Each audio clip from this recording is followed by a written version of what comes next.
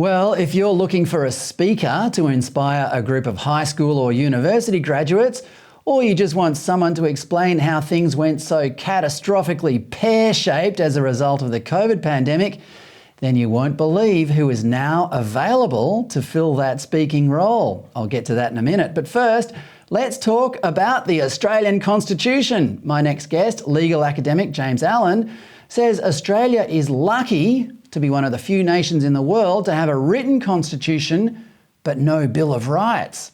A Bill of Rights, he says, overrides the elected legislature in ways that a written constitution could never envisage. But, he says, a written constitution is not all it's cracked up to be either. I might be paraphrasing him unfairly here, but I think he says it's often not worth the paper it's written on. He says the empirical evidence is overwhelming that judges, such as the ones sitting on our High Court in Australia, will find ways of interpreting it and changing it to suit the times and their own political or social proclivities. This is what he calls in his new book, The Age of Foolishness, living constitutionalism. We shouldn't kid ourselves that just because the Constitution is written down, it is written in stone. Let's get him in to discuss it. James, welcome. Fred, you almost made it sound like an interesting pickup line. Let's talk about the Australian Constitution. I tend to use it to put people to sleep, but we can go either way on that. Well, let's see how the viewers respond tonight. Did I paraphrase you correctly? A constitution's not worth the paper it's written on? Well, it depends. I mean, I think we have a good one. It's also, Australia's is, I think, the fourth or fifth oldest written constitution in the world. People forget we have one of the oldest democracies, one of the oldest written constitutions. They're not the same because Britain and New Zealand don't have written constitutions. Here's the beauty of our constitution. They basically left everything, all the key social policy calls to later generations through parliamentary sovereignty. I think that's preferable to a bunch of constitution makers locking things in, which is what you do effectively with the Bill of Rights. You lock the voters into the views of a bunch of unelected judges. I mean, there's no God-given answer to the extent you're supposed to have scope for free speech or freedom of religion.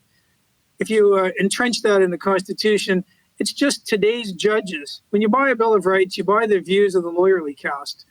50 years ago, they were more conservative than the average voter. Today, the lawyerly caste is way, way to the left of the median voter. Well, you say that we must choose between what you call ancestor worship, which is faith in the wisdom of the people who wrote the Constitution, and faith in an aristocratic caste of ex-lawyers. Which one do you go? Which side do you fall on, James? Yeah, those are the only two choices, because if you interpret a written text in accord with the intended meaning of the people who made it, and you're 230 years down the road, you're locked into their views. If you sever the link from the people who crafted and drafted it, then you're effectively locked in by what a majority of today's top judges think.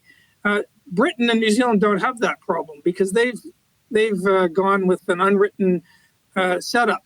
In Australia, we tried to create a bit of that because sprinkled throughout our constitution is until the parliament otherwise provides. So what we're locked in by is parliamentary sovereignty. I think that's great. The problem in Australia is the judges are making stuff up. In love, they made up this nobody ever has seen it before entitlement for non-citizen people claiming Aboriginal ancestry not to be able to be deported. That's not in our constitution. And they made up the implied freedom, and they made up a whole bunch of sort of cases that I think is pretty terrible.